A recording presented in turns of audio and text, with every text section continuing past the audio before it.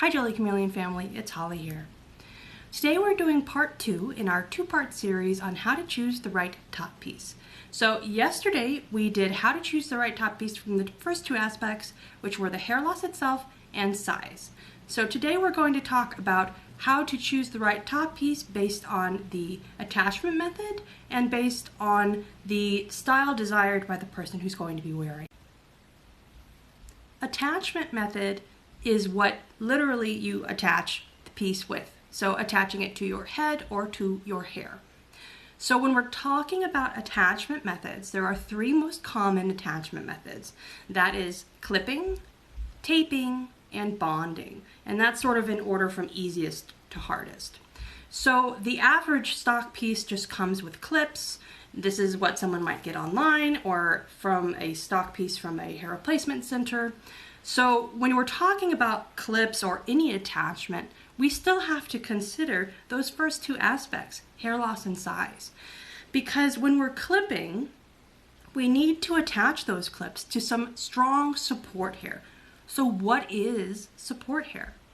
Support hair is the stronger hair that is next to the area of loss. So someone who is experiencing a beginning stage of hair loss is going to have more support hair typically on the sides of the head and then the dispersed thinning in the part area. That's a most common female pattern baldness, the way that it presents.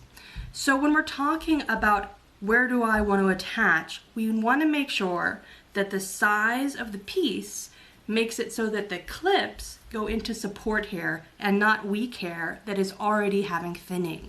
So that is something that has to be considered. If I want to clip, I need to have support hair. Then we have some people who say, okay, I have enough support hair, but I don't want to clip. I want to leave it in overnight, or I want to leave it in for a long period of time. And those types of people will go for more of a bonding method or a taping method. So first, let's cover taping. Why would someone choose to tape? Well, there are a lot of reasons that someone might prefer tape over clips. One of them is they may not have significant support hair to attach using clips. Another might be that they find clips to be uncomfortable or they just don't like them. They may perceive them to look a little bit different since tape lays very flat. And in some cases, people may also choose it as a longevity thing because they want to wear the piece over a weekend perhaps. So maybe 1 to 3 days of taping so they can wear it to an event or to a vacation over the weekend and not have to worry about putting it on and off. So something like that would allow someone to tape.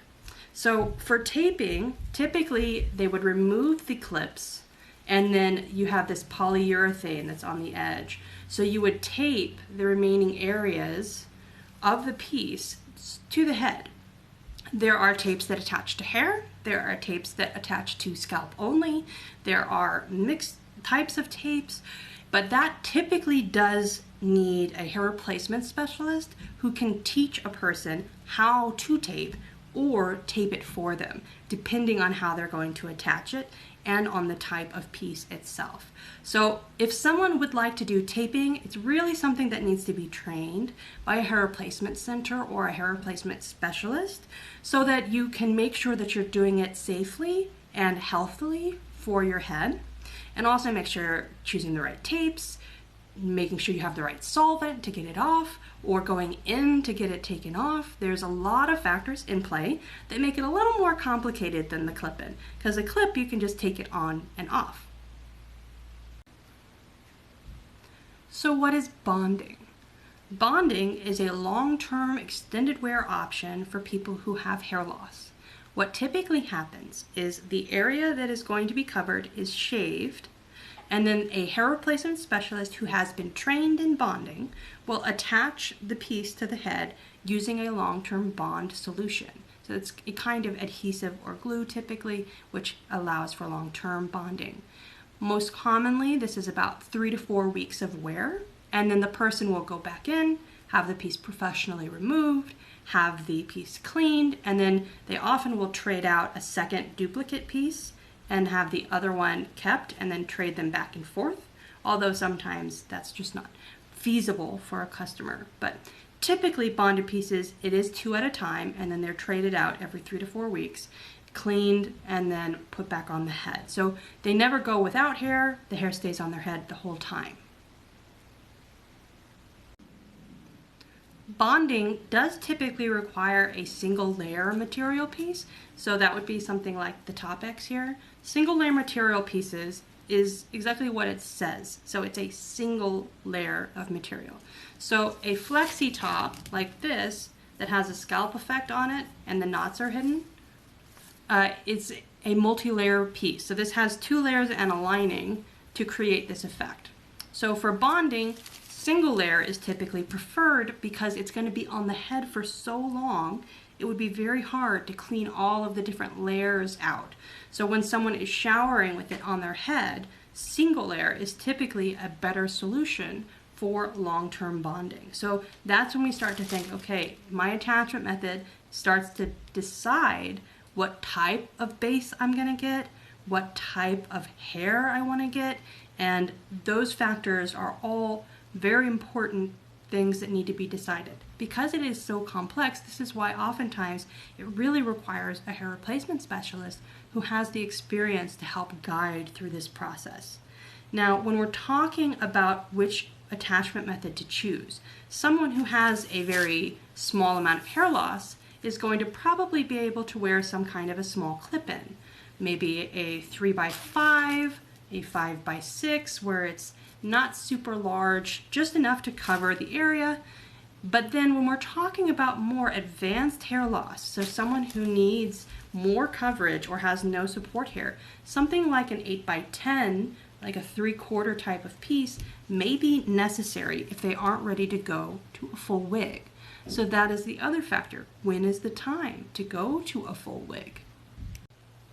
Now we're moving into the 4th aspect, the final aspect, which is the style, how someone wants it to look. So that would also be considered like the base design. When we're talking about the style, it is dependent on the attachment method. So when we're talking about styles, the 3 more common styles are a French top, and for us, a flexi top, and then also there are single layer tops. So a French top has no return hairs and a scalp effect, but it has multiple layers of material and typically a glue layer in the middle. So it's not quite as breathable, it's a little bit thicker, and it doesn't clean very well when it's bonded. Then the flexi top, which is one of our types of tops, is a 2-layer material top that also has hidden knots, but doesn't hide the return hair. So you don't have the extra layer and the glue layer that makes it thick and a little less breathable. So we do have, there's about 4 inch return hairs, but they're blended into the hair, so you can't really, I don't think you'd be able to see it on camera. So if you pull carefully, you could see like a little bit of a slightly shorter hair, about 4 inches. So the benefit of this is several-fold because it makes the piece extremely flexible, extremely breathable, and also you can get a flat style like this, or you can style it with more volume because it has that ability. So that makes it slightly more versatile. And then the next one would be a single layer. So that's like the Top-X, which has a single layer of material, which often has a lining as well. So that would be a mono or a lace type piece.